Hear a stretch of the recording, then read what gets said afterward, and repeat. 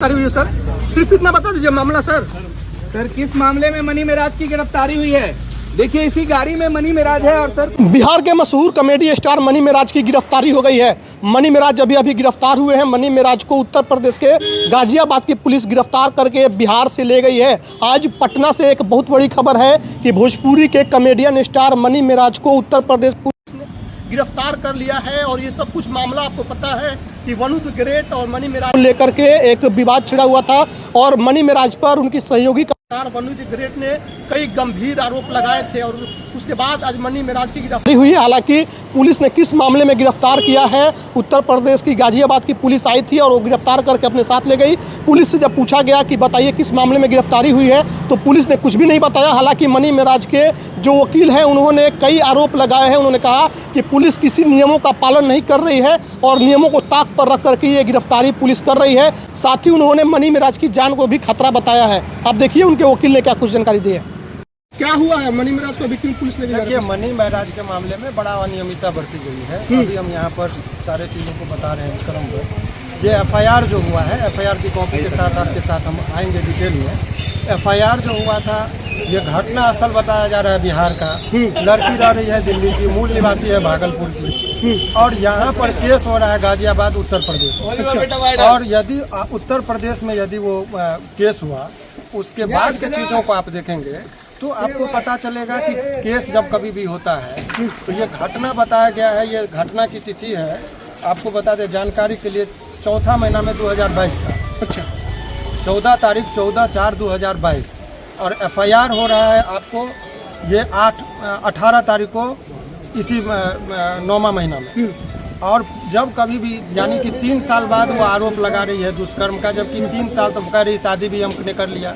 घटना स्थल का नाम नहीं है, घटना की तिथि नहीं है, घटना का चौहद्दी नहीं पता है। और जब कभी भी पुलिस किसी को गिरफ्तार करती है तो उसका जो नियम है, पुलिस को गिरफ्तार करने से पहले सुपरविजन होता है। चूंकि लंबे अवधि की बात है इसीलिए कॉग्निजेबल ऑफेंस से गिरफ्तार करने की शक्ति है। लेकिन अदर स्टेट से जब यहाँ पर आएंगे तो अदर स्टेट से आने के लिए उसको पहले सुपरविजन होता है वरीय पदाधिकारी के अनुशंसा पर। जब लगता है कि मामले में तथ्य और इमीडिएटली गिरफ्तारी जरूरी है तब गिरफ्तार करके लेके जाता है।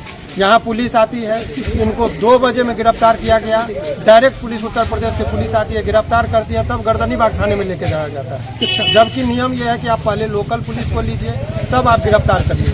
उसके बाद होता है कि उनके परिजन जो होते हैं उनके परिजन को सूचना दी जाती है। यहाँ परिजन को सूचना नहीं दी गई थी तो अभी चूंकि बंदी था तो जज साहब के आवास पर ही जो ट्रांजिट रिमांड होता है कि यदि 30 किलोमीटर से अधिक की यात्रा करानी पड़ती है यदि तो उसके लिए नियम यह है कि आपको एक इजाजत लेना पड़ता है कोर्ट से। तो ये ट्रांजिट रिमांड जो है चूंकि रात का वक्त था, गिरफ्तारी हो गई थी, उसको उत्तर प्रदेश लेके जाना था। तो हमने जज साहब के सामने सारी बातों को रख दिया कि उसके जान को खतरा है, ये लोग जान से मारने की साजिश भी हो सकती है।